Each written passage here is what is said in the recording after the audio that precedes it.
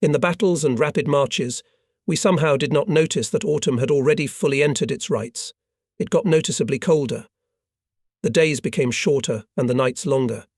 More often leaden clouds covered the horizon, and tedious, annoying rain drizzled. High in the sky, frightened, apparently by the roar of airplanes, squawking, flew flocks of cranes. At the end of September, the regiment's units approached the Dnieper and took up firing positions south of the village of Prokhorovka. On the same day it became known that our infantry managed to capture a bridgehead north of Kanev. By the unceasing rumble of battle we could assume that it was quite hot there. Our preparations for the crossing began. We all understood perfectly well that forcing such a huge water obstacle as the Dnieper is a difficult task. Therefore we prepared for its solution well in advance. Party meetings were held in the units. It was also held at our battery. Speeches of the participants were imbued with the desire to do everything in their power to honourably perform the task of the command. Our calculation by that time was, if I may say so in the veterans, all its numbers already had some combat experience. Maybe that's why the command entrusted us to be the first from the battery to cross to the right bank of the Dnieper. In the afternoon we checked the gun, personal weapons, shells, raft. We filled our duffel bags with ammunition, hand grenades, took dry rations for 2 days. We also prepared straps and ropes. Even at daylight we lay down to rest. Weary with the cares of the day, I also almost immediately fell asleep. "It's time, Nosov," the platoon commander gently touched my shoulder. It was as if the sleep had gone away. I looked around. Nearby, at the bottom of the trench, closely pressed against each other, were sleeping soldiers of the calculation. I got up from the straw that served as a bed. It was cool and damp. The night was dark, as if by order. A light rain was falling. "Wake up the guys," Junior Lieutenant Miniev said tiredly. It was felt that he had not slept a wink yet. The numbers of the calculation began to rise, to dismantle weapons, duffel bags. Alexei Bezobotnov was the first to get out of the trench, yawned sweetly and laughed quietly. "I didn't let you sleep through it, Sergeant. A good thing was coming up. I saw my wife." "Now Hitlerites will marry you," Nikolai Batyukov joked grimly, a newcomer fighter who arrived with the last replenishment. "You're wrong." Alexei Ivanovich didn't take his hint seriously. Now the fascists have no time for weddings. Ours are on the other bank. But the platoon commander strictly looked at Batyukov, shook his head reproachfully and softly commanded, "Follow me." We followed a narrow path that crossed a small grove. We stopped on the bank of the river in a thick willow tree. Here we were met by Lieutenant F.P. Shatilov. The rain stopped. It was heard how the waves with heavy ringing were beating against the shore edge and then rolled back with noise. Suddenly a mine rustled. A bright flash of bursting brought out of the darkness a sandbank and several rafts on which the soldiers were already loading the guns. Then another and another. The explosions rattled one after another for about 5 minutes. Fortunately, everything went safely. After the mortar fire had stopped, the battery commander questioned me about the order of operations.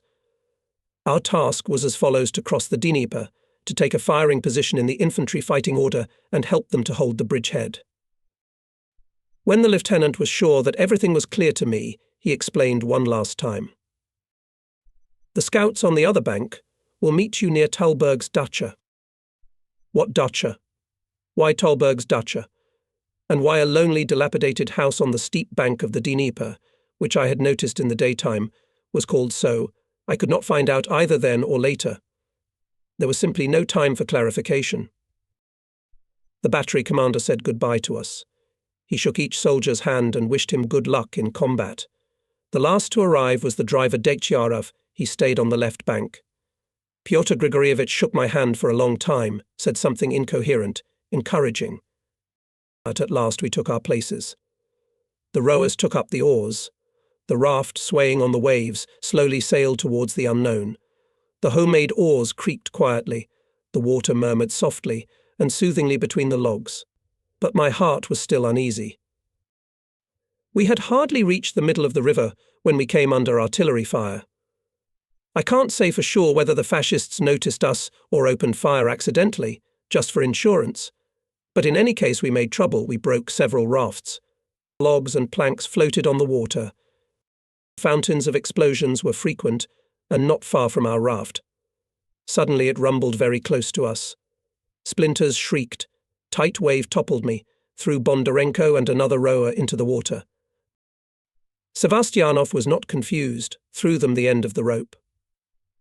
Bondarenko was pulled out with difficulty. The rower, unfortunately, could not be saved. He went down with a stone. The bastards christened him, spitting out water, cursed our shell man. He almost drowned. On such a river it's easy, said Batyukov. If you dive in, you're dead. At last the bursts were silent. We had to hurry. At my command the gunners came to the aid of the rowers. They swam faster, diving from one wave to another. The loose logs rubbed against each other, creaking menacingly. They picked up a fighter from one of the broken rafts. They let everyone go to the bottom, he said, barely out of breath. I was the only one left of our crew. Overcoming the swift current of the river, the soldiers rowed as hard as they could. The shore appeared unexpectedly. At first the logs rustled on the sand, then a steep 5-sawn cliff loomed over us. We had to go downstream. At a relatively gentle place we moored. The crew quickly rolled the gun ashore, unloaded ammunition from the raft. Two with Batyukov went along the water's edge, illuminating themselves with a flashlight. Put out the light. There was an unexpected shout. Don't demask. Countrymen, show me the way, I asked the stranger hidden by darkness. Artillery, or what? A figure with an automatic rifle grew in front of us. That's right. Batyukov replied. Then everything is right. The petty officer ordered us to meet the artilleryman, said the machine gunner, and suddenly asked, could you lend me some tobacco for a twist, brothers? It's the second day without smoke. My ears are swollen. Nikolai reached into his pocket, took out a voluminous pouch and poured it out. So you want the road? With the same fighter we walked along the shore for another 200 meters. We stopped at a ravine. Here we clarified where to go. We ran back to the gun. The numbers piled up and rolled the cannon forward. The wet sand rustled under the wheels. Soon everyone was soaked. We had to throw off overcoats, cotton coats, helmets. We reached a ravine. We began to climb uphill. In the middle of the steep hill we were finally exhausted. What to do, Sergeant? Sevastianov looked at me. We can hardly overcome such a steep hill by our own forces. Maybe we should call the infantry for help. Batyukov suggested. Where will you find them now? After all, it's pitch black, Bez Zabotnov objected. Besides, she, my dear, has enough to do of her own. But I sent Nikolai Batyukov for help. We waited for a long time. It had already lightened up considerably. The road, bushes, and a steep bank began to be seen ahead. Are we stuck, gunners? Good-naturedly asked, approaching, a bearded brute with the epaulets of a petty officer. He went around the gun, quickly arranged the men who had come with him. Soon, by common efforts, the gun was rolled ashore. The infantryman helped us to carry the ammunition. Thanks, guys, I thanked the helpers. You can rely on the infantry, answered the petty officer for all of us. We won't let you down. And now you owe me a debt, Sergeant. Keep the fire burning in a difficult moment. We will, I promised briefly. We were alone again. The thick fog that had enveloped the shore began to clear. It was getting brighter. Ahead, about 300 meters away, the slopes of some height were visible. On the left there was an excellent landmark, a railroad bridge, which once connected the banks of the Dnieper. Now it was blown up. The supporting pillars are getting darker. The ends of the destroyed spans hang down into the water. The soldiers took a breath, took up the gun again. Rolled it to the crest of the height, passing the funnels and trenches. There in front of us, as if from under the ground, grew an officer in a cotton coat. In his right hand he held an automatic rifle. The left one was suspended at his chest on a dirty, bloody bandage. The officer clarified our task.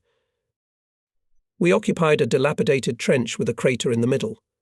Well, we have less work to do. While the soldiers were preparing the position, I scrutinized the terrain. In front of us there was a gentle slope bumping into a gully. There's low stubble on it, and the gully is covered with bushes. Further on, there's a slope. On its crest, a small grove. Along the edge are enemy trenches. The distance is no more than a kilometre. On the left, in the gully, the village. Between the huts, gardens. Especially a lot of them on the southern edge of the village. And the mass of craters, darkening among the reddish stubble, was also conspicuous. We were in a hurry to finish the trench, but still we did not have time. Behind the grove rumbled. On the heights stood the frequency of explosions. For about 30 minutes the artillery bombardment lasted. Then the fascists went on the attack. Until late evening we with infantry repulsed the fierce onslaught of the enemy, and when finally his attack stopped, the commander who met us in the morning came to us. He was no longer young, thin. His earth-coloured face was covered with thick stubble. Only inflamed eyes looked very lively and affectionate. "Thank you for your help, artilleryman." He warmly thanked the crew. "Without you we would today. Well, what can I say? Thank you again." And this was a high reward for us. In the middle of the next night, the rest of the battery crews crossed to the bridgehead. I reported to Lieutenant Shatelov about the events of the day. He began to question me meticulously about the nature of the terrain, about where our front line was, from what directions and in what numbers the enemy attacked us, how people behaved in battle, who of them distinguished themselves. Having listened to my answers, the commander apparently was satisfied. He lay down on the berm, looked long and carefully into the darkness of the night, occasionally illuminated by dead pale flashes of rockets. Soon Junior Lieutenants Maniev and Yudin, Sergeants Rodionov, Simakov and Trukhanov gathered in our trench. Shatelov gave a combat order. In general outline it was as follows: to take firing positions on the slope of the height, facing the village Selishchi, and not to allow the Nazi tanks to break through to the Dnieper.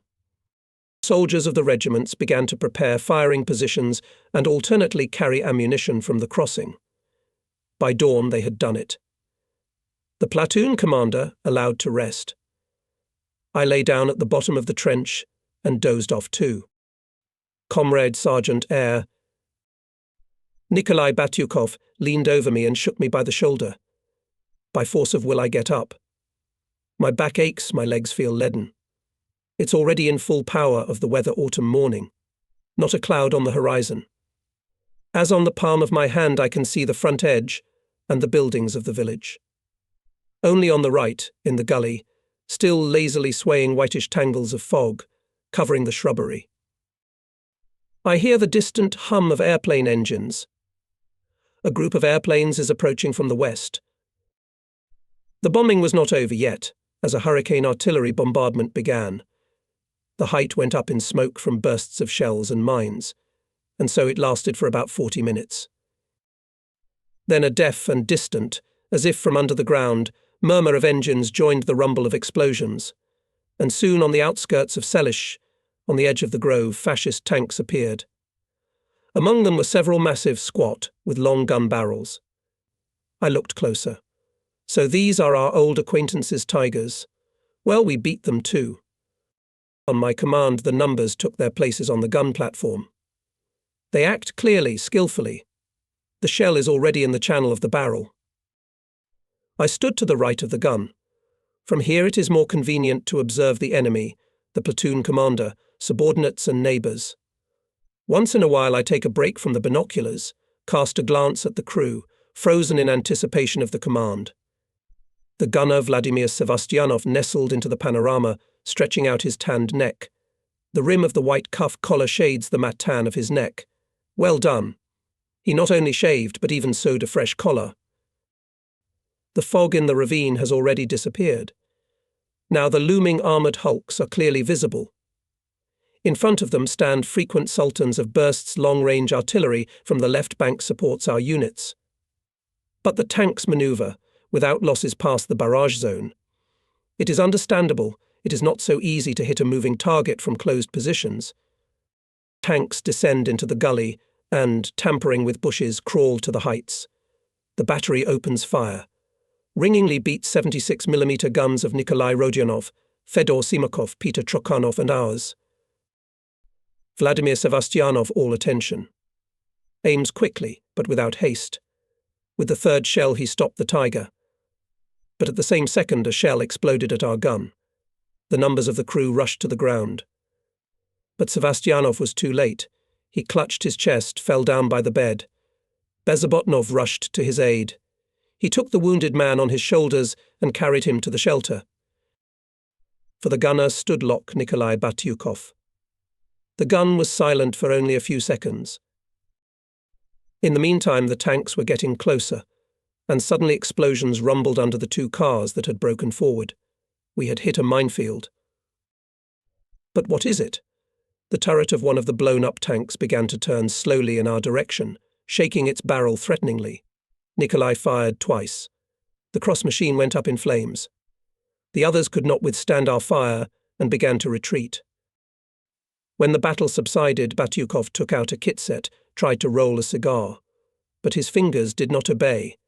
Large drops of sweat appeared on his face. This first burnt tank was not easy for him. "Let me help you," Kolya Bondarenko offered understandingly. "Thank you," Batyukov smiled guiltily and handed him the unrolled cigarette. After a brief pause, the explosions rumbled again on the bridgehead. But now the enemy refused from a frontal attack on the height and concentrated all his efforts against our right flank infantry units. In this situation, the battery commander ordered me and Sergeant Trukhanov to turn the guns to the right and prepare to fire. And it turned out to be very timely, because soon one tank appeared from that side, followed by a second and a third one.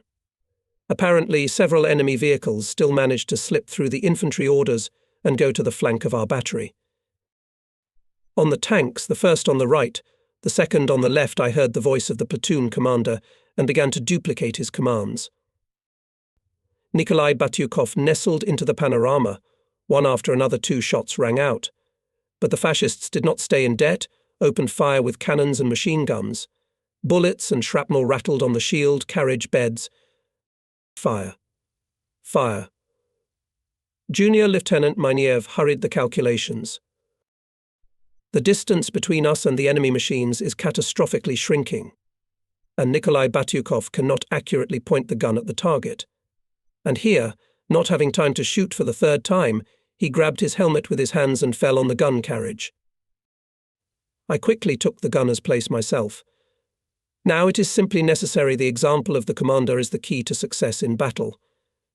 In the lens of the panorama undulating slope of the height and advancing tanks. Tiger broke out a little ahead of the rest of the vehicles, is already climbing a steep rise. Apparently wants to bypass the battery on the right. In my head it was clear, if possible, to aim at the side or at the caterpillar. I caught the chopped tank turret in the crosshairs. I pressed the trigger pedal. I was so tense that I didn't even hear the sound of the shot, but I clearly saw a hole in the side armor. The Tiger stopped. I shoot again. Now it's for insurance. Order, Commander. Peter Bondarenko shouted in an excited voice, noticing how the other 2 tanks began to crawl back behind the ridge. Taking advantage of the fact that the enemy armoured vehicles withdrew, and the battery with 2 guns repelled the infantry attack from the front, we put our position in order and helped the wounded Batyukov. Wow. Alexei Ivanovich even whistled in amazement, looking at his helmet. If it had been a centimetre lower, our Nikolai would have been dead. The jagged splinter really pierced the steel of the helmet almost at the rim and stuck in it. That's what saved our comrade. But still the blow was so strong that the locksmith lost consciousness for a while. And now, pale, with a bandaged head, he greedily sips water from a flask and, looking at me, begs, "May I, Comrade Sergeant?" "No. Go to the rear immediately." "I won't leave until I hit the tank." Batyukov suddenly stubborn. Our conversation was interrupted by a sudden roar of engines from behind and the loud voice of the battery commander. Tanks from the rear. Squads to battle. The soldiers rushed to the gun. Alexei Ivanovich picked up one bed. Batyukov the second, Bondarenko and I pushed on the barrel. We pressed with such force that, it seems, even the bones crunch. Still, it is not so easy to turn a ton of metal, though on wheels. Not with four of us. Clanking tracks, 2 tanks were coming at us. The same ones that had previously moved behind the ridge and now managed to bypass the height. I fell to the panorama. The optics brought the enemy vehicle so close that you could touch it with your hand. His heart raced, blood pounded in his temples. My nerves are stretched to the limit, but I keep waiting. And when the tank was 150 meters away, I pressed the trigger. The shot is accurate. The armored vehicle has stopped, and only its turret continues to turn in our direction. The impression is as if the tank, like a huge beast, blinded and now the trunk of the gun sniffing where his opponent. But I'm not waiting. Another shell pierces the armor. Flames erupt over the stern. The second tank, shooting back, begins to withdraw, trying to cover himself with the armor of his burning fellow. But here, the calculation of Senior Sergeant Fyodor Simakov differs. With the first shot, he stops this machine too. When we repulsed one more, already the third attack of the fascists, the dim autumn sun passed over noon. Its dim rays illuminated. Unfamiliar terrain, it had changed so much during these few hours of battle. The gentle slope of the heights was riddled with craters and strewn with tank tracks. Above the gully hangs thick brown smoke from the burning buildings of Selishch. Through its murky shroud, several tanks we hit, and the bushes torn by explosions are vaguely visible. We began to tidy up our firing position. And at that time Lieutenant Shatilov came to us in the course of the message. "Nosov, we have a chance to distinguish ourselves. You will be ambushed," he said with emphasized vigor, and ordered us to follow him. We rolled the gun after the combatant. Not easy to give us these 200 meters of descent. Once the heavy gun rolled down, dragging us with him. Savvy Bondarenko helped us out. He managed to lower the bed to the ground, to slow down. The ingenuity of the sheller saved us from injury, and the gun from damage. The anti-tank gun crew assigned to direct fire is usually given the main and additional sectors of fire. The main one on the probable direction of movement of tanks, additional to assist neighbouring guns. This time the battery commander deviated from the statutory rule, giving us only the general direction of fire. The new position was the worst no view, no shelling. But when the lieutenant explained the task, its advantages became obvious.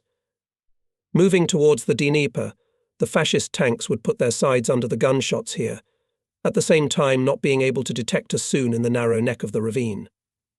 Leaving, the battery commander firmly said, "Stand to the last shell." Hardly had we prepared to fire, as on the height, now behind our back, again fell the enemy's fire attack. From the ravine we could not see what was being done in the front line, and the unknown in battle is always tiresome, stirring up nerves to the limit. I noticed the numbers of the calculation look at each other, nervous. Leaving Bondarenko behind, I get out on the slope. Now the battlefield is like in the palm of my hand. Nazi tanks and infantry advancing from Selishche approached our front line, began to push the rifle units. I saw an armoured car crawling on the trench, began to turn around, levelling the ground. Another one hit an anti-tank gun and crushed it together with its crew. The death of people shocked. I had no more strength to watch. I went back to the squad, once again redistributed the duties. Alexei Ivanovich was appointed as a lock, Peter Bondarenko as a loader, and the wounded Nikolai Batyukov as a sheller. Fierce firing, shouts and rumble of tank engines were approaching with every minute. Suddenly 15 of our infantrymen rolled down into the ravine. Noticing us, they rejoiced. Cannon fighters. Well, with you, brothers, we won't be lost. We lay down on the slopes of the heights and began to hastily dig in. And we felt happier. We have cover now. Tanks appeared unexpectedly. First, a thickened inflatable brake appeared from behind the cliff, then a gun barrel, and finally the whole steel giant crawled out. A ledge to the right of it was followed by a second and a third. They crawled along the valley, as flat as a table, giving us the sides. The position for shooting was the best, and one does not often find such a position in battle. I took careful aim and fired. The head tank stopped and went up in flames. 2 more shots and the second car caught fire. Our sudden fire made a stunning impression on the enemy. Coming behind the tanks slowed down, then stopped altogether. One of them, obviously still detected our gun, began to turn the turret. Flames burst from the barrel of its gun. A shell exploded behind us, the second one almost beside us. A blinding flash of explosion hit our eyes. A shell, Kolya. Bondarenko shouted behind me. I looked back. Batyukov was lying face down on the shell box. Pyotr Grigorievich rushed to him, turned him over, asked him something, then took a shell himself, loaded the gun. Another shot. The tanks moved away. When the murmur of their engines departed, I clearly heard the pounding of my own heart. Alexei Ivanovich was already busy dressing his wounded arm. Nikolai braced himself, only occasionally moaned quietly, biting his parched lips, but he refused to leave his comrades in arms again. The fascists, of course, did not leave us alone. They decided to destroy at any cost the gun that hindered the advance of their tanks. To the ravine moved a thick chain of their machine gunners. The infantrymen, positioned on the slopes, opened fire. The enemy soldiers lay down. But then short runs began to move forward again. The situation became more complicated. "Can we move back, Comrade Sergeant?" Uncertainly turned to me Bondarenko. "Did you hear the order of the battery commander?" I answered with a question to a question, and immediately ordered take the defence, prepare grenades. The numbers of the regiment quickly laid down together with the infantrymen, prepared for battle. Suddenly bullets whistled from the rear. There appeared another group of enemy soldiers. "Bypassed," shouted Bondarenko, and began hastily firing a machine gun. Of all the regimental commanders, with whom I was brought together by the front fate, especially remembered Major N. I. Ortinsky, slightly above average height, trim, with an intelligent, strong-willed face, Nikolai Ignatievich made a pleasant impression on people from the first meeting. Experienced, tactically competent commander, he was able to grasp all the twists and turns of the battle and at the right moment to influence its outcome by personal example.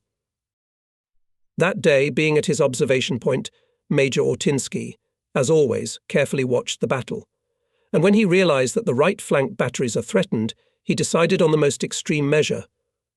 Gathering the commanders and soldiers of the headquarters, he led them into the attack. With every minute, the ring of enemy machine gunners around the ravine was closing tighter and tighter. We had already prepared for a decisive fight, but it didn't come to hand combat. Suddenly the fascists began to retreat, then ran. From the crest of the height, with a shout of hurrah, our comrades in arms were approaching us. Helped us out. Joyfully smearing sweat or tears on his dirty face, Bondarenko moaned. "Forward, Nosov," ordered the regiment commander, having appeared near our position. Together with his comrades who came to our aid, the regiment rolled the gun out of the ravine and opened fire on the retreating fascists. By joint efforts of rifle units and artillerymen, the enemy was thrown back. Not a step back. "Passing from gun to gun," said meanwhile Nikolai Ignatievich. "We are now guardsmen, and the guards, as you know, never retreat." This was the first news that by the order of the Supreme Commander-in-Chief on September 29th, 1943, our brigade for courage and heroism in battles was named the 7th Guards Brigade. The regiment accordingly became the 321st Guards Regiment. Still a soul of a man is our commander.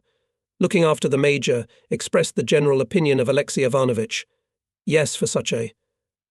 Everyone perfectly understood what he wanted to say. Indeed, for his regimental commander we could go, as they say in fire and water. That's why we rejoiced when later we learned that Major Nikolai Ignatievich Ortinsky was awarded the high title of Hero of the Soviet Union for forcing the Dnieper. We somehow did not notice that the short autumn day had already burned out. The sun disappeared behind the horizon. A thick grey fog crept from the river into the ravine. It was noticeably fresher. The soldiers of the regiment climbed into the trench. Now it is possible to relax, to rest from nervous tension. The enemy, having been repulsed, was no longer active. Now there were only 3 of us left in the calculation. Nikolai Batyukov still had to be sent to the rear.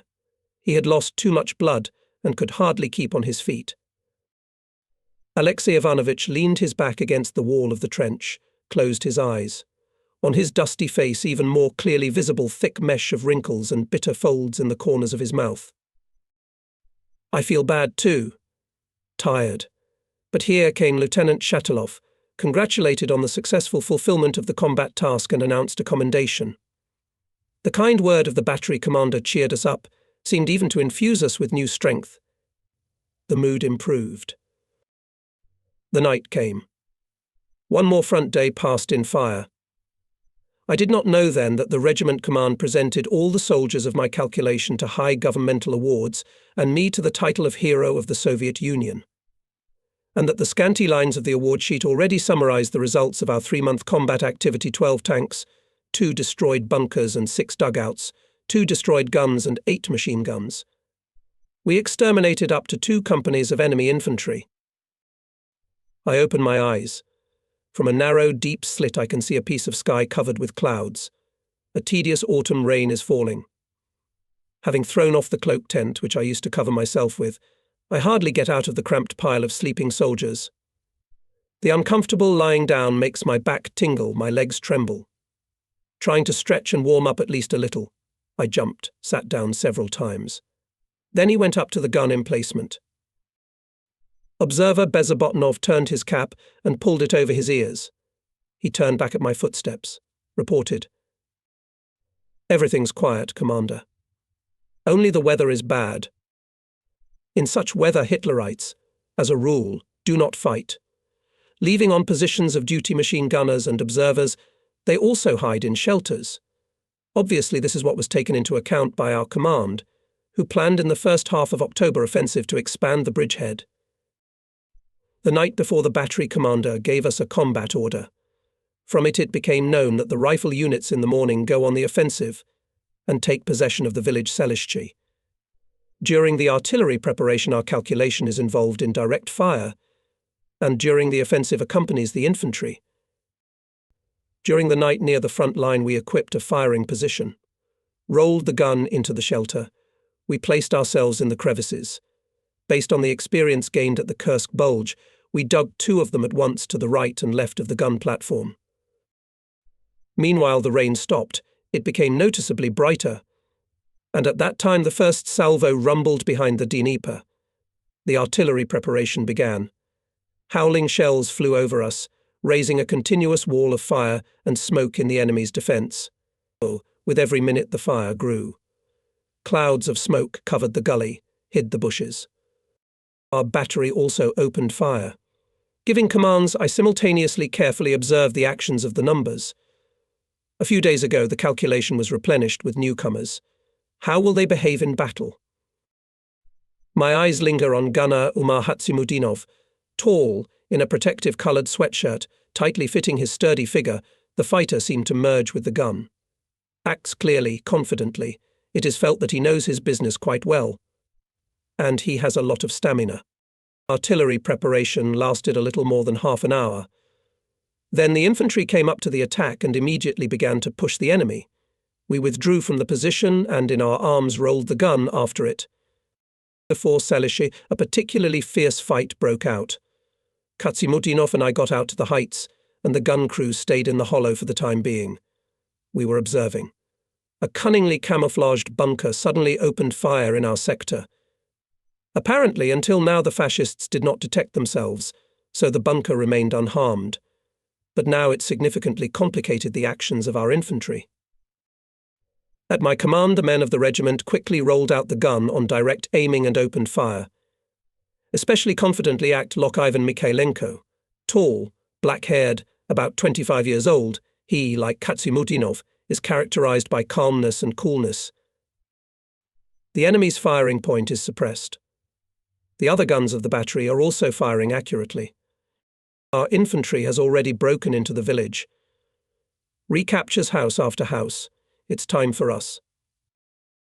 We got to the western edge of the village. We took up a firing position in the garden. In front, about a kilometre from us, lay down in front of the heights of rifle units. The fascists had already managed to come to their senses. They put up stubborn resistance. On the bridgehead, day-by-day fighting is becoming more and more fierce. Then our units go on the offensive, seeking to seize the now populated Bobritsa. Then the enemy is trying to push us into the Dnieper. Reflecting enemy counterattacks, we do not leave our positions for days. This slushy night was also spent at the gun. We got wet, tired. At dawn, the platoon commander allowed us to have some rest in the dugout. I stayed at the position with Katsimutinov. I don't remember how long I slept, only woke up from the rumble of bursts and a loud command. Squads to the guns. I jumped out of the dugout first. It was already quite light. Jumping over puddles, I ran to the firing position. Behind me, breathing heavily, hurried the rest of the crew. The platoon commander and gunner were already firing at the tanks advancing from the forest. The battery commander appeared, ordered something to Junior Lieutenant Miniev. He, briefly answering "there is," jumped out of the trench and ran to the right flank. At this time the enemy began artillery fire. In the garden began to tear shells. Fragments crushed the trunks of trees, chopped branches. One of the bursts rumbled almost nearby. The earth fell from the walls of the gap. Another blow. There was a rattle of metal. The platoon leader was killed, shouted someone. Katsimutinov, Bondarepko, and I quickly got out of the gap. Under the bursting shells we crawled to the platoon commander. He was lying on the edge of the funnel. Blood was oozing from his temple. The soldiers on a trench coat dragged the junior lieutenant to the shelter, and I rushed to the firing position. Our gun was completely disfigured, the shield was bent, the anti-recoil device was broken, and the wheel was torn off. The battery commander caught me inspecting the gun. "Where is Miniev?" I'm silent. The death of the platoon commander, whom we all loved very much, so depressingly affected me that at the first minute even did not find what to answer. Shatilov and himself guessed everything. Rolled on his cheekbones tight jowls, but immediately pulled himself together, ordered, "Nosov, gather the men, follow me." On the mossy ground they climbed out to the heights. They lay down. The lieutenant personally set each horseless batteryman a task. It was reduced to one thing to become for a while an infantry cover for the surviving guns. The battle was rumbling on the right and growing with every minute. We hurried to adapt to the defence of the slopes of the height, but did not have time. Again began a fire attack of the enemy, and after the bursts of shells and mines the enemy infantry came to the height. And here our comrade Alexei Bezobotnov showed iron stamina and amazing fortitude. Acting as a machine gunner, he and his assistant let the fascists almost close and turned them into flight with accurate bursts. Hitlerites rained dozens of shells and mines on his position. Bezobotnov's arm was broken by a shrapnel. His partner was also seriously wounded. The machine gun was silent for a while. The fascists, having decided that the brave squad was finished, went to the height in full height. But here they were again met by cues. However, the enemy machine gunners, not paying attention to the losses, continued to climb forward, having decided to deal with the machine gunners after all. Alexei Ivanovich was wounded again, and again he did not leave his position. Bleeding, he kept firing until this enemy attack was smothered. When the enemy withdrew, Bondarenko and I crawled to our comrades. We saw bloody Bezobotnov is still at the Maxim in readiness at any minute to continue the fight. Nearby lay unconscious his partner. The height where the communist Alexei Ivanovich Bezobotnov made his feet, we began to call among ourselves Bezobotnovskaya. A few days later our regiment was removed from the bridgehead and transferred to another direction. Again marches. Behind remained Dyma, Radomishel Korostyshev and dozens of other settlements. ... The column crawls forward at the speed of a pedestrian. Every now and then the cars get stuck in the impenetrable mud. They have to be constantly pushed. It's difficult for everyone. But it's especially hard on the drivers. Take at least our Degtyarev. Having clutched the steering wheel with strained hands, he spins it almost every second. Heavy sweat runs down his gaunt face. There is no time even to wipe it off. All his attention is on the road. If it weren't for the war, he says tiredly, I wouldn't have agreed to go on such a trip for any money. It's not a road, but a punishment. After the war, one will give up the wheel and go to build a highway. I wanted to say something else, but didn't have time. The tractor, like a boat on the waves, dived into another pothole. The engine howled, the wheels began to spin idly, splashing muddy sludge. Where did you go? Rebuked. Coming up to us, our new platoon, Lieutenant Tarabrin. Clever boy. Everyone goes straight ahead, but you have to go into the pit. Degtyarev kept silent. Jumped out of the cabin. He opened the hood, started picking at the stalled engine. Fix it and catch up, Tarabrin said. We have no time to wait for you alone. The column moved on. The prospect of falling behind it did not please any of us, and then the commander of the battery arrived and asked unhappily, How long are we stuck? My driver shrugged his shoulders uncertainly. You should watch the Studebaker better, Degtyarev. After all, we were on vacation for 2 days. So it's a foreigner, he said with annoyance in his voice, raising his soiled face. Try to guess what will happen to it. You talk less and do more, said Lieutenant Shatilov. The battery commander was frowning, thinking about something. His concern was understandable. By the end of the day we should be already in Yoltsovka. And here was approaching evening, and the village is still at least 50 kilometers away. That's what, Sergeant, he turned to me. Hurry up and fix the car and catch up. You'll find us in Yoltsovka. We'll stand there until morning. He left. We were left alone in the open field. Degtyarev continued to pick at the engine without results. Yes, it turns out that we have stalled thoroughly, Mikhailenko said. Apparently this foreign thing is not adapted for our roads. It's a bit flimsy, Bondarenko supported it. It should only run on the highway. In the distance we heard the heavy noise of engines. With every minute it was growing, getting closer. Tanks, Sergeant, shouted the driver. Now I could see our 30 Checkers coming a little away from us. I rushed forward, shouted. The head car stopped. The hatch cover opened. A head in a ribbed tank helmet appeared from the turret. Why are you making noise? A bassy voice prophesied. Stuck. Yeah. And the engine's dead too. Give us a hand, brother. We'll be right there, agreed the tanker, jumping to the ground. He came up to me. Only I'm not a brother, Sergeant, but a lieutenant colonel. I apologized. Meanwhile, the 30 Quarter turned around. The soldiers of the calculation immediately attached a rope to it. The tank, roaring engine, easily pulled out of the puddle our tractor and dragged behind him. And one more luck, Degtyarev managed to start the car on the move. A few kilometers later, the tank column stopped at a fork in the road. Lieutenant Colonel called me. From the height of the turret hummed. To me straight ahead. You, Sergeant, where to? I answered. We unhooked the cable. The tanks passed by, giving us the acrid smell of burnt diesel fuel. We reached the village by midnight. At the outskirts of the village we caught up with our column. Despite the hour, women, old men and children were crowding around the cars. There were lively conversations. Quickly fortify yourselves, said the battery commander, and go on the road again. The situation had changed. But only we took the kettles, as we heard a command to get ready to move.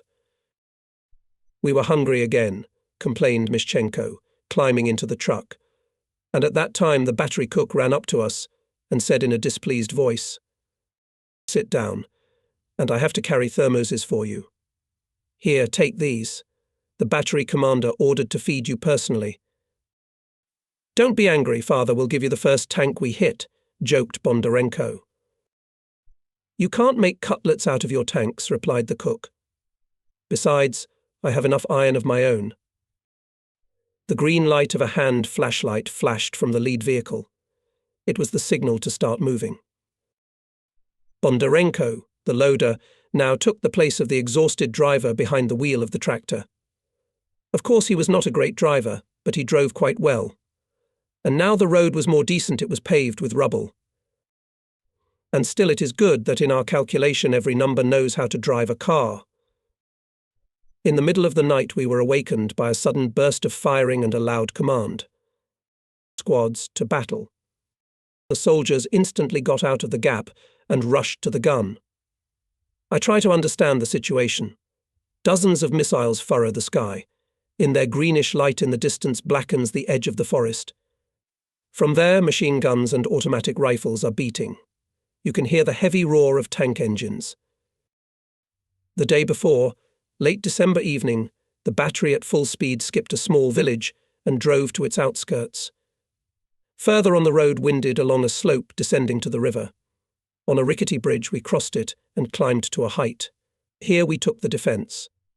And now, right by the tanks, Sergeant.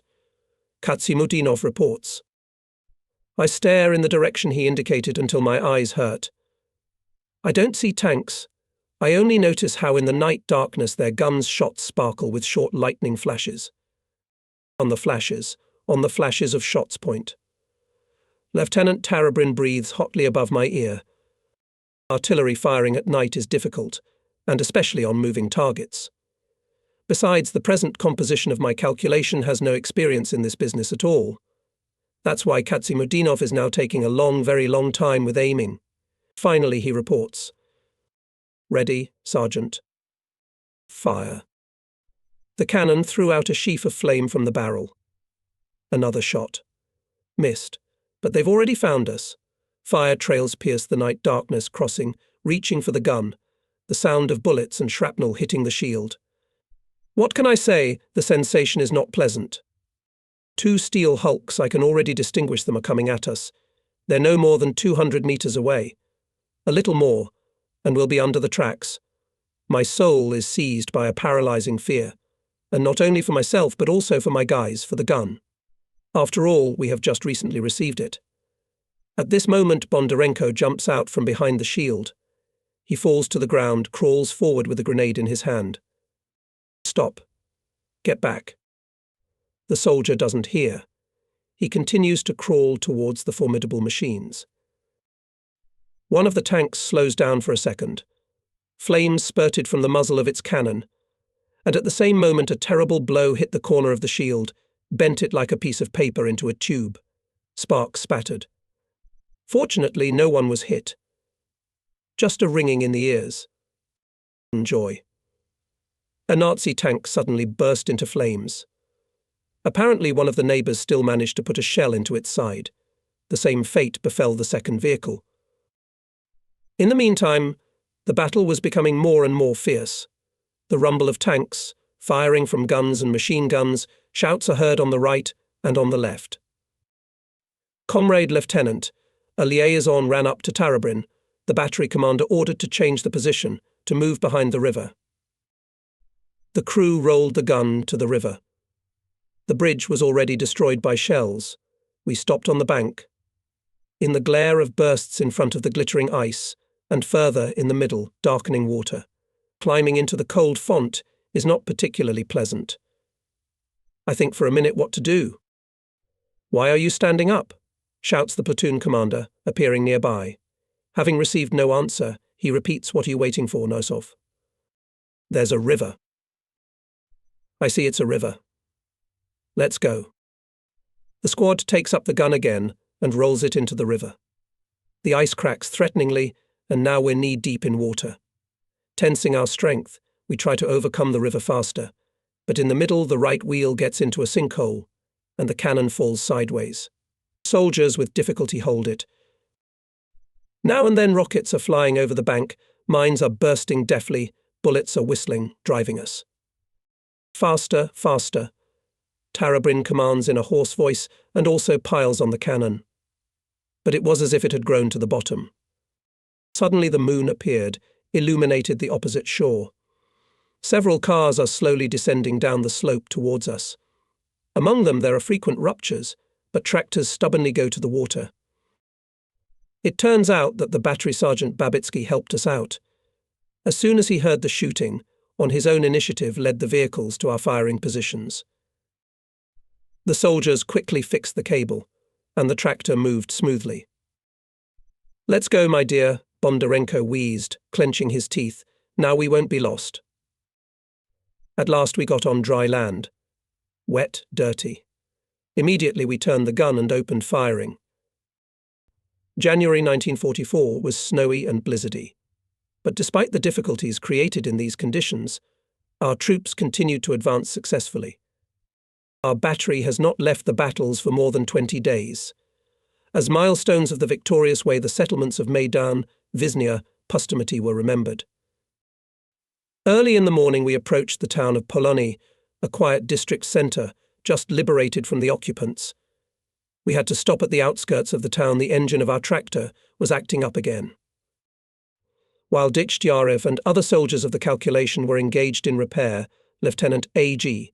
Tarabrin offered me to go with him to the elevator, in all probability a grandiose construction, as it was even listed on the topographic map. We went down a narrow street. Everywhere we could see traces of destruction, ruins of buildings, ashes, craters. Broken glass crunched underfoot. We came to the river that divides the village in two. The bridge is destroyed. The crossing is equipped directly on the ice. "What kind of river is this?" I asked the platoon leader. "Smotrich," he said. "From here to Shipivka is no more than 30 kilometers. There lived and worked Nikolai Ostrovsky." We all know that the platoon commander knows literature quite well. In his spare time he can talk for hours about writers, about the books written by them. And in special honor with him Nikolai Ostrovsky, the author of the immortal novel How the Steel Was Tempered. Afanasy Grigorievich reads whole pages from this work. Unfortunately, we did not manage to admire the elevator. Instead of it, we saw piles of ruins, among which wheat bunches were still smouldering. In addition to this failure, on the way back we were bombed. And although there were no more militarily important objects in the city, the Nazi pilots bombed the surviving residential quarters with stupid recklessness for a long time. As soon as the air raid was over, we hurried to the calculation. Here the sad news was waiting for us. Ivan Mikhailenko, the lockman, was killed, and Peter Dejyarev, the driver of the tractor, was wounded. How it all happened, my deputy Ahat Bagayev told us in detail. I heard airplanes buzzing. I immediately commanded take cover, and Mikhailenko laughs, take cover where you are, and then the bombs began to fall. Splinters whistled. Everyone lay down, and he and the driver continued to install the engine. Then it hit close by. Mikhailenko was killed, and Dejyarev was hit in the leg. Mikhailenko. And now, more than a decade later, he visibly stands before my eyes. His frontline fate was not easy. Just before the war, Ivan Savelevich graduated from the regimental school, became a gun commander. With heavy battles, he withdrew from the western border. In the battles on the Don, was severely wounded, was taken prisoner. He managed to escape. In one of the farms, he, exhausted and half frozen, was sheltered by a family of patriots. He was cured. He started to make his way to the front. He was captured again. This time he was taken to the Gestapo. I prepared for death. I knew they don't get out of here so easily. But this time, too, the bony soldier was spared. He escaped by a miracle. After a long struggle, he crossed the front line. However, at the last meters he was unlucky again. He was blown up by a mine. He spent 6 long months in a hospital bed. After recovery with the next replenishment, joined our calculation on the right bank of the Dnieper. Zamkov.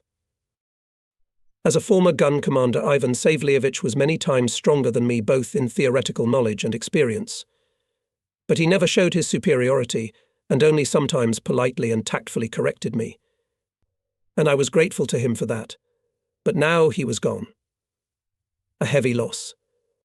Peter Degtyarev was sent to the hospital by a hitchhiker, and Ivan Savelevich Mikhailenko was buried here in Polonoi. Heights. How many of them there were on our way. And how many more there will be? The snow is waist deep, and we're changing one line after another. Having adopted the experience of the neighbouring battery, we put the guns on draggers. It's a simple device, and it's much easier to move a ton of cargo. The battery deployed in the ravine.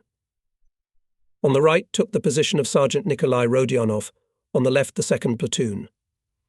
Ahead heard gun and machine gun fire, silently bursting mines. On the nearest ridge, with a control group positioned Lieutenant Shatilov. Obviously from his observation post he noticed some important target. At the firing position sounded a command.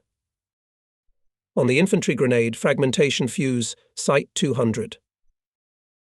The gunner Ahat Bagayev, who replaced Katsimudinov, who had been wounded in the December battles, was working quietly but quickly. Here, turning his broad, somewhat cheekbone face to me, he reports. The first is ready. The battery fired a volley. Apparently the shells were exactly on target, because immediately came another command. 5 shells, rapid fire. Soon Lieutenant Shatilov ordered to roll out the guns on direct aiming. We got to the height. Ahead, about a kilometre away, we could see the village of Svinoi. From its outskirts, slowly, with a fight, our infantry withdraws. From the village, suddenly appear several fascist tanks. Bypassing the Soviet infantry units lying in the snow, they are coming straight at us, at the height. They are firing from the get-go. That's why it is ineffective shells burst with underflight or overflight. Do not shoot. The battery commander warns us. Let's get closer. As soon as the tanks came to a nearby hillside, we opened fire. Around the steel boxes danced bursts, but they continued to advance stubbornly. And still soon the nerves of Hitler's tankers gave up. One machine caught fire, another spun with a torn caterpillar. The rest could not stand it, withdrew, opened fire from the village. The shells now burst with greater accuracy, showering our positions with a hail of shrapnel. Suddenly Ahat Bagayev yelped and pressed himself against the shield of the gun, then sat down on the snow. Volodya Kuzarman quickly bandaged his wounded arm. Bagayev stood up to the sight again. To my order to go to the infirmary, Ahat firmly replied, "I'm a communist, Commander. Should I leave the battle?" Until the evening he continued to fulfill his duties, and only when the gunfire subsided he went to the rear. Supported by our fire, the rifle units resumed the offensive. By evening they took Svinoi, and our way lay further to Shepetovka. A nameless height to the north of Shepetovka became the place of our stay for a long time. Here the advancing Soviet troops, having met stubborn resistance of Hitlerites, passed to defence. The measured, strictly regulated trench life began. At night the soldiers of the units improved their firing positions, and during the day they rested. In a few days they equipped communication passages and a dugout. We quickly made it habitable. Our skillful worker Konstantin Mishchenko even built a stove in it, the chimney from which led out into the ravine. We stoked it only at nightfall, observing the strictest camouflage. During the day the opening of the chimney was covered with a flap and covered with snow. One day in the early morning the snow-covered figure of a contact came into our dugout. The soldier stopped at the threshold, took off his helmet, knocked the snow off his boots, wiped his face. It is blizzarding. There is no escape. Both us and the fascists were swamped. Maybe it's for the best. What's the war like now? Positional. And you should quit strategizing, Pyotr Bondarenko stopped the talkative soldier.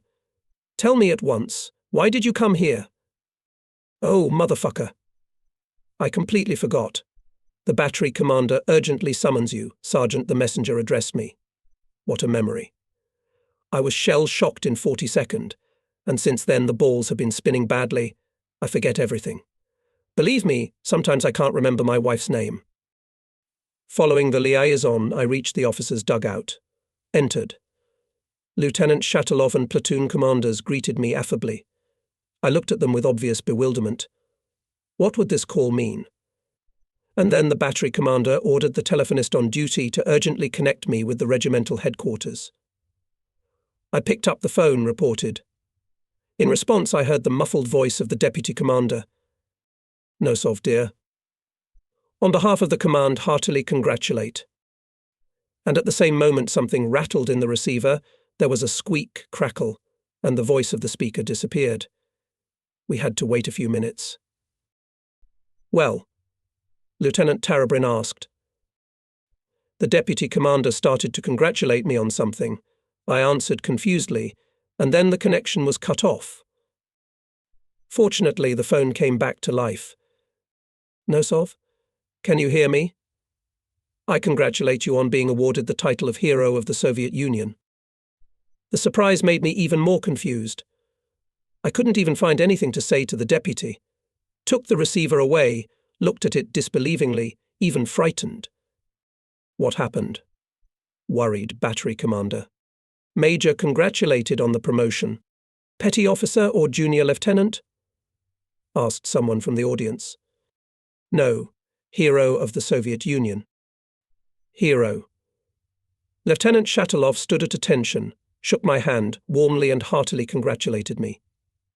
After that, all day long familiar and unfamiliar soldiers, sergeants and officers came to our dugout. From their friendly and comradely congratulations it was light and joyful on the soul. In early March our regiment was withdrawn from the battle. The units were stationed in a pine forest in the vicinity of the town of Slavuta, and only here we really noticed that spring had already come. The days became longer and the nights shorter. The sun was baking. The snow was settling on the fields, loosening. The odours of tree resin and moisture made me dizzy. Soon there was a regimental party meeting.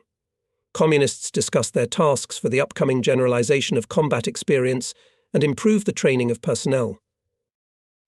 "The enemy is still strong," emphasized in his speech our new deputy commander of the regiment on the political part of Marj. Tsiplakov, so in order to finally defeat him, we need to tirelessly, every day to improve the combat skill of artillerymen. And we studied.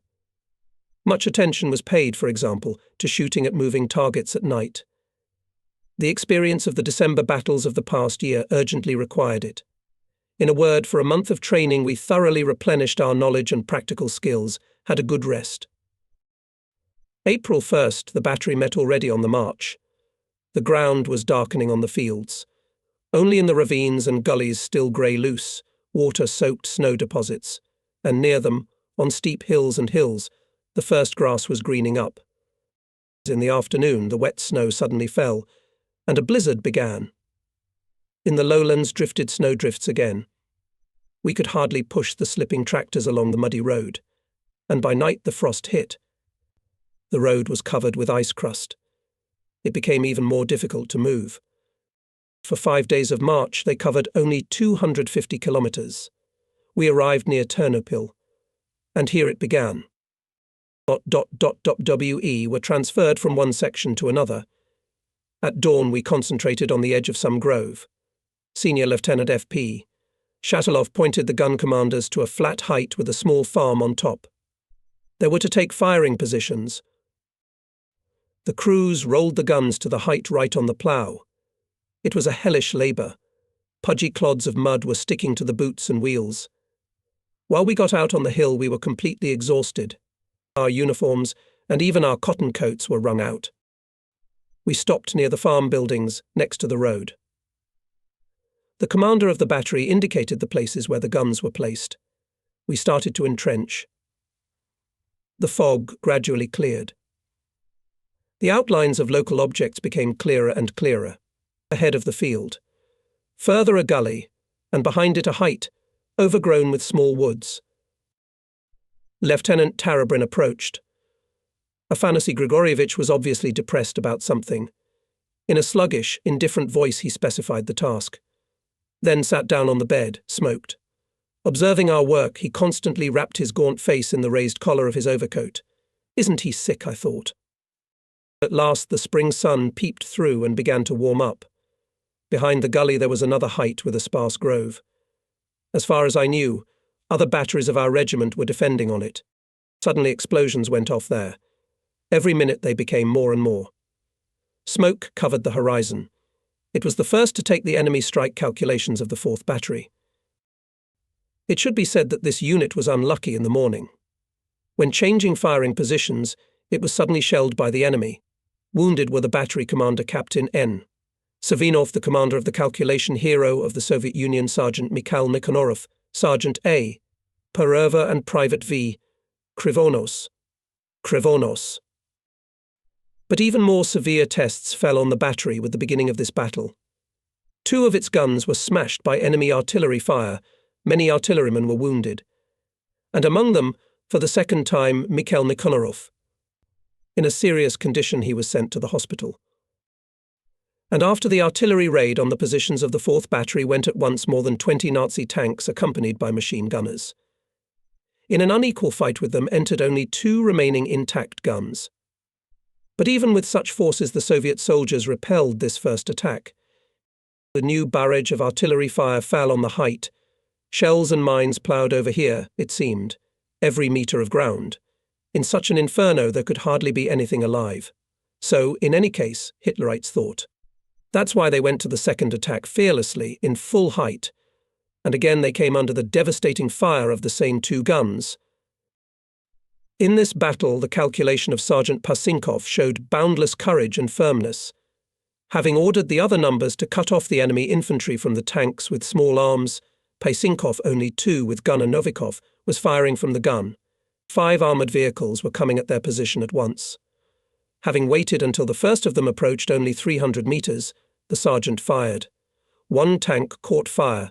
The next shell knocked out the second vehicle. The accurate fire caused confusion in the ranks of the enemy. Hitlerites withdrew. But the unequal fight did not end there. After the next artillery attack on Pasinkov's calculation again went tanks, and again 2 of them were burned. However, the Soviet artillerymen also suffered losses. All the numbers, except for the sergeant and gunner, were out of action, and the explosion of a shell knocked off the wheel of the gun and damaged the panorama. The gun was silent for some time. And then the enemy tank moved on it at full speed. But it didn't make it. Pasinkov and Novikov by inhuman efforts managed to lift the gun, to put shell boxes under the carriage, and to make a shot. He was a sniper. Ahead on the height where the 4th Battery was fighting, the battle was still rumbling. And we, having thrown off overcoats and cotton coats, continued to hastily prepare gun emplacements and slots. From time to time I took a break from work and, having raised binoculars to my eyes, looked in the direction of the heights boiling in the ruptures. Soon I saw how, shooting back, small groups of our infantry began to retreat to the right and left of it. And from behind, a distant hillock Nazi tanks and machine gunners were moving to their rear. The enemy was about to cut off the Soviet infantry units' escape routes. Battery, on the fascist tanks, Senior Lieutenant F.P. Shatilov started to command. He, with the control group, was in the trench, just to the right and ahead of the firing position of our calculation. It flashed through my mind the senior lieutenant had deliberately chosen an observation post here, in full view of his subordinates, in a tank-prone direction. Here it is, the personal example of the commander in a difficult situation. Our volleys only temporarily delayed the advance of tanks with white crosses on their sides. But even this hiccup of the enemy was enough for the retreating infantrymen had time to cross the gully, then quickly entrench on a new line and stop the advance of the machine gunners. However, the respite did not last long. After furious artillery preparation, Hitlerites again went forward. Fascinated by the battle, neither we nor the battery commander did not find out in time that to the right of the height up to 10 fascist tanks with machine gunners broke through the infantry cover and are already flanking our positions. Tanks on the right. Lieutenant Tarabrin was the first to recognize the danger.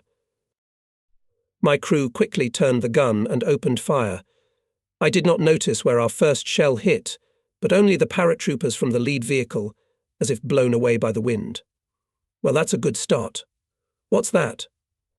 Suddenly Sergeant Denisov's gun went silent. Did the guys die? That's where the platoon commander went. I can't see what's happening on the right. I can only hear tank engines roaring. The situation is getting more complicated by the minute. The enemy is already pushing our rifle units again, bypassing the height. At this moment, wounded Senior Lieutenant Shatilov appears at the position. He is supported by 2 soldiers. Nosov, he commands. Change your position behind the river. Call the tractor, I order Mishchenko. The loader signals our new driver, Sergei Medyansky. He takes the car out of hiding and at full speed rushes to us. And suddenly, before my eyes, the back of the truck burst into flames, and at the same moment the ammunition detonated. The explosion scattered boxes, boards. The mutilated Studebaker went up in flames. At my command, the numbers rolled the gun on their hands. Soon 2 soldiers from Sergeant Denisov's calculation caught up with us. They were carrying the body of the dead Lieutenant Tarabrin. From their hurried story, the picture of the last minutes of the life of this courageous officer emerged in general outline. When the platoon commander ran up to the silenced gun, from Denisov's calculation only 2 of them were alive. They were wounded, stunned and covered with earth. The lieutenant helped them to get out and immediately stood at the site, loaded the gun, fired. Then twice more. One of the enemy vehicles went up in flames, the others began to retreat. But then a mine exploded near the gun. A fragment pierced the platoon commander's chest. I don't know whether the inscription Lieutenant Tarabrina's height appeared on the headquarters map, but we, the soldiers and the battery commanders, from then on called it so. Once nameless, with a small hamlet on the top. But that will be later. In the meantime, we roll the gun to the river to take a new firing position on its opposite bank, as ordered by Shatilov. Together with us, the rifle units, which had been thinned out in the battle, are retreating. The fascists press, and suddenly their tanks begin to turn back in a hurry. What's the matter? We look around perplexed, and a burning joy fills our hearts.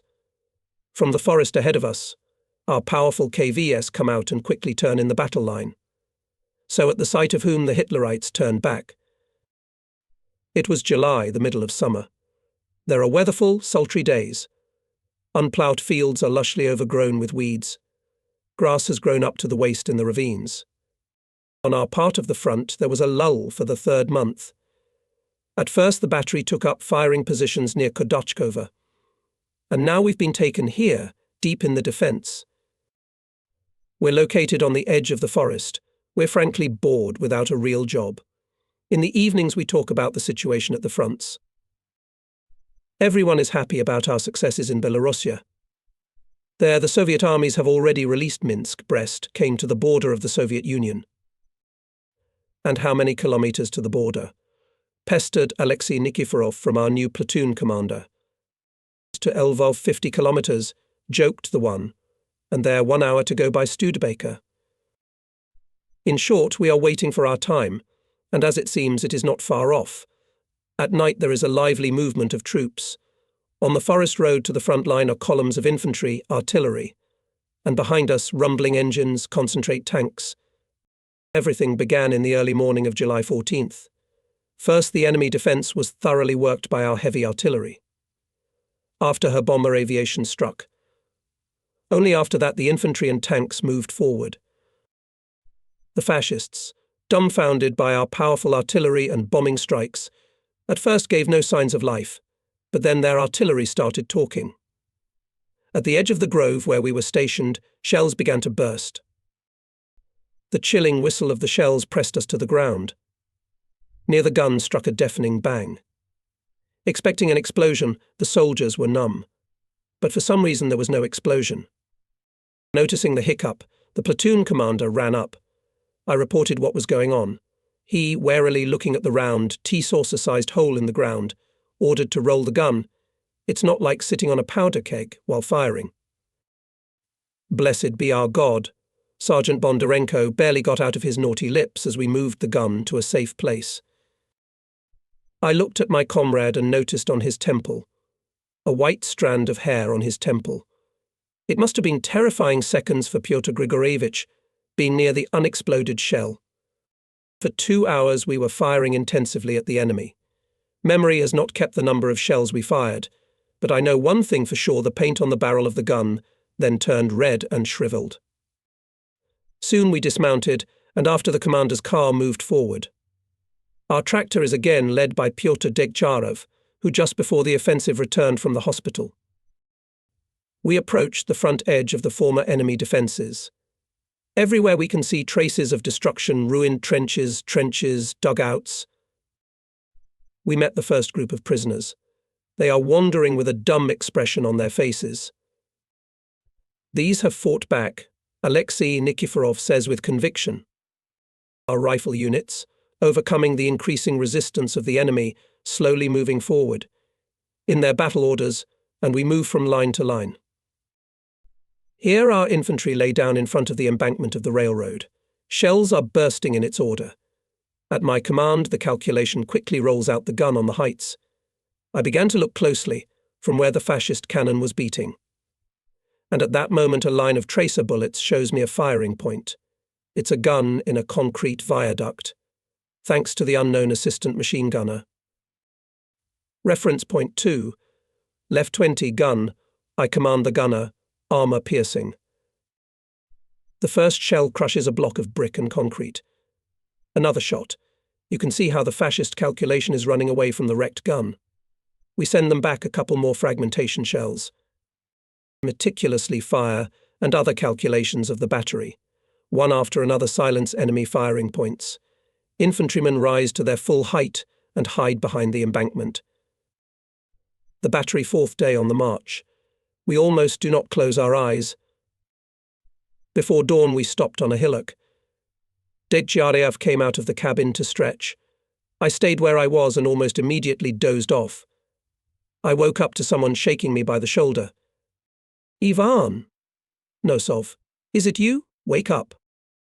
I opened my slipping eyelids with difficulty and I couldn't believe my eyes. At the cabin door stood my childhood friend Anatoly Bubnov, also a sergeant, tall, straight, with the Order of Glory on his broad chest. Immediately jumped out of the cabin, hugged my fellow countrymen. And some forgotten pictures from my childhood memory came back. My native village Kochnevo in Vladimir region, rural school and our teacher Anna Ivanovna. Anatoly and I are sitting on the first desk and diligently writing out still rusty letters. How did you find me? I asked the first thing that came to mind. Just like that. I was coming from the front line. I see guns. The cars have anti-tank diamonds on them. Let me, I think, ask about my fellow countrymen from Vladimir. Yes, they say. Ivan Nosov, is that you? And where is this Nosov in the car, taking a nap? It didn't take long to talk to a fellow villager. The commander's order led our column forward.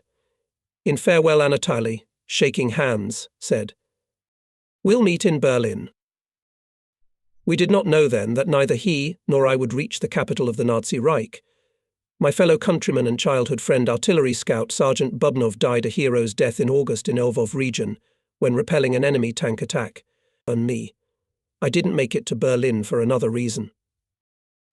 The regimental column is slowly moving forward. On the right and left we hear the silent rumble of battle. It's as if we're walking through a narrow corridor of fire. And indeed we are.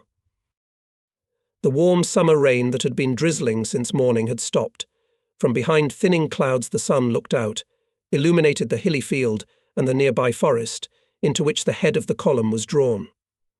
Here, pressed against the trees, the vehicles stopped. The soldiers began to jump out of the bodies, warming up. I also jumped out of the cabin, went out on the road, and at that time 2 fascist bombers passed low over us. Explosions rumbled. I did not have time to understand anything, as I felt that something heavy knocked on my right hand. It instantly became alien. He grabbed his elbow, his fingers stained with blood. Wounded flashed in his head. He rushed to the nearest crater. But he had no time to jump into it. He felt another blow, now in the back. I could hear the rumble of enemy planes moving away. Soldiers of my calculation ran up to me, picked me up under the arms and led me to the car. The regiment commander came up and ordered. An instructor and my car. The commander's all-terrain vehicle arrived. I was bandaged, then carefully sat down next to the driver. A paramedic and an orderly took the back seat. The car started.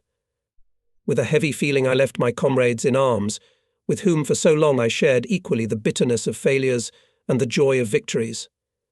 I wanted to believe that I would come back to them. I couldn't. Until late fall I was in the hospital, and when I was cured I asked to go to the front, to my unit. But the command decided otherwise. I was sent to a military school. After the war, one learned that our regiment fought through Poland, East Germany, and finished its fighting way in Prague, the capital of Czechoslovakia. It was a pity that it was already without me. One consolation was that I always carried the images of my fellow soldiers in my heart. And I was to some extent also involved in their heroic deeds,